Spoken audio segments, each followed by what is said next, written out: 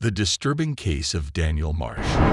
Daniel William Marsh tortured, killed, and disfigured Oliver "Chip" Northup Jr. and his wife Claudia Maupin on April 14, 2013, at their Davis, California, home. Marsh had a long history of aggressive and violent behavior. He was 15 years old at the time of the murders. For a long time, Marsh had fantasies about killing and torturing people, and he wanted to become a serial murderer. The policy discussion around the punishment of young criminals has been influenced by high-profile murders. After years of suicidal thoughts, Marsh had enough and chose to act on his fantasies on the evening of April 13, 2013. He left his mother's house early on April 14 and strolled around Davis's streets, looking for a house with open doors or windows, until he came upon Maupin and Northup's place.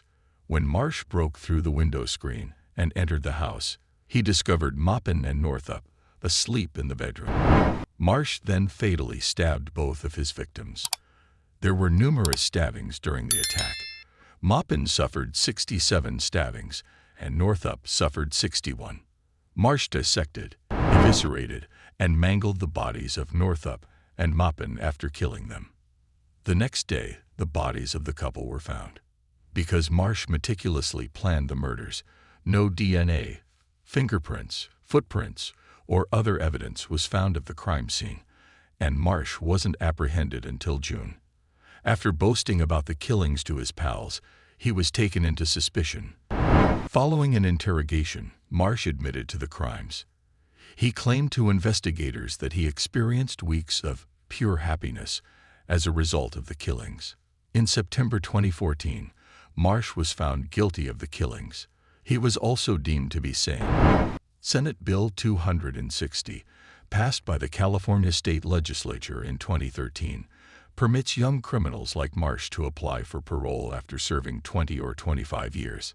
Marsh is eligible for release after completing 25 years of his life sentence due to this law. Voters in California approved Proposition 57 in 2016, requiring juvenile court judges to determine whether to try juvenile criminals in juvenile court or adult court. Marsh's conviction was conditionally overturned in 2018 by Proposition 57. To decide whether he should serve his sentence in the juvenile justice system or the adult criminal justice system, a transfer hearing was conducted. Even though the juvenile court judge decided to retain Marsh in the adult criminal justice system, Marsh might still end up in the juvenile system due to a new law. Governor Jerry Brown signed Senate Bill 1391 into law in 2018. It prohibits the prosecution of minors in adult court under the age of 16. SB 1391's detractors said that it was in opposition to Proposition 57. The California Supreme Court ruled in Ogive, the Superior Court of Ventura County, that SB 1391 was not in conflict with Proposition 57. Prosecutors disagree, saying that SB 1391 should not apply to Marsh retroactively. On August 18, 2021, the 3rd District Court of Appeal heard oral arguments. Had Marsh been placed in the juvenile court system, he would have been freed from prison after he turned 25. The appeal was denied by the 3rd District Court in September. Daniel William Marsh, a convicted felon, is incarcerated for 52 years to life for killing Oliver Northup and Claudia Maupin, 2 houses away from his father. Marsh is presently a prisoner at San Diego's Richard J. Donovan Correctional Facility. Marsh had a long history of aggressive and antisocial behavior, along with serious mental health issues, before killing Northup and Maupin. Since he was 10 years old, Marsh had fantasies about killing people and wanted to become a serial murderer. May 14, 1997, was Marsh's birthday. At the age of 10, he made local news for the first time in 2008 when he saved his father from a heart attack with CPR and was awarded the American Red Cross Heroes Award. In 2008, Marsh's mother's extramarital romance with his former kindergarten teacher led to a difficult divorce for his parents. This was when Marsh's murderous thoughts first surfaced. At 10 years old, Marsh was furious with the woman his mother had abandoned him for. He planned to kill her by strangulation or by slitting her throat. Marsh also started having murderous dreams when he was 10 years old. When he was 11 years old, he confided in a therapist about his thoughts of torturing people and his wish to carry them out. Marsh was diagnosed with adjustment disorder and depression at the age of 11. He started making threats of bodily harm in 7th grade.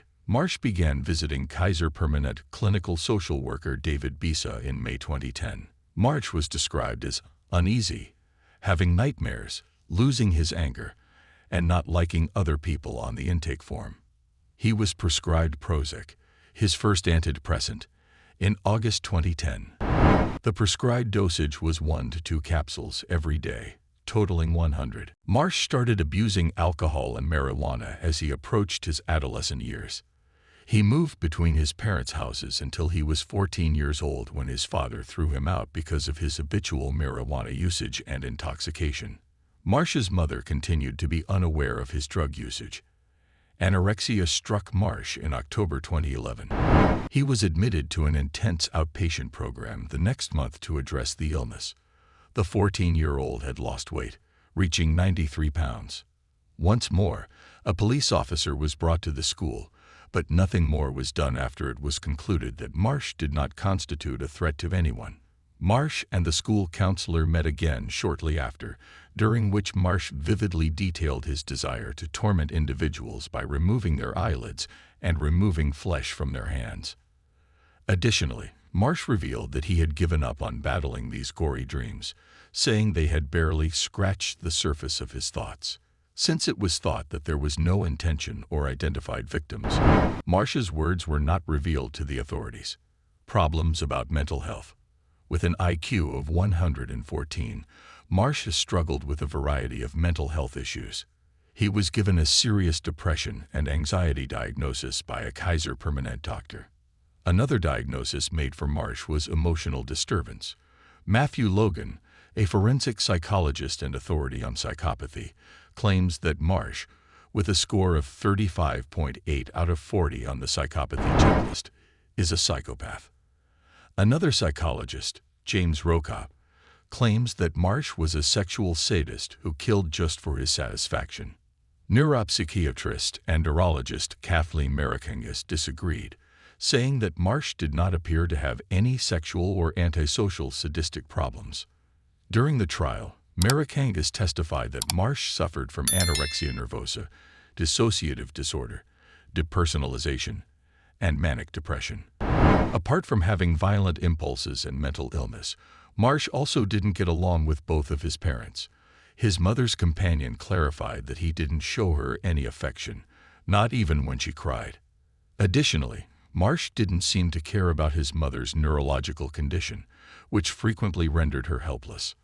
Not only did Marsh kill Maupin and Northup, but he also disfigured their bodies. He dissected the corpses of the victims, analyzed them, and conducted experiments on them. In addition, he disemboweled them. Initial responders at the crime scene reported that Northup and Maupin's organs had been removed. Marsh attempted to use the knife to cut Maupin's eye, but discovered it was too challenging. Curious, he sliced up Northup's forehead and removed fat from her body and leg. He also put a drinking glass and a telephone inside the abdomens of Maupin and Northup, respectively.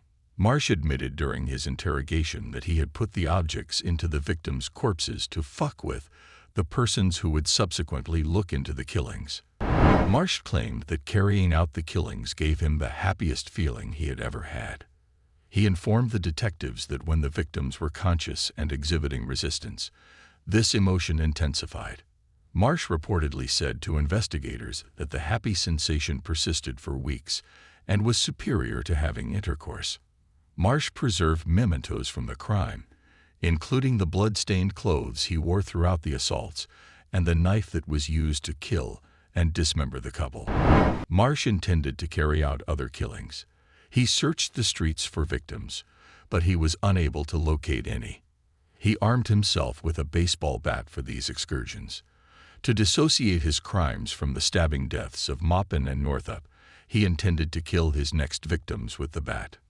Marsh faced 2 charges of first-degree murder, with special enhancements for killing multiple people on purpose, acting with extraordinary depravity during the crimes, waiting to kill the victims, and torturing victims during the killings. Do you like it? Kindly give your valuable response in our comment section below, and don't forget to subscribe to our YouTube channel for more interesting and informative videos.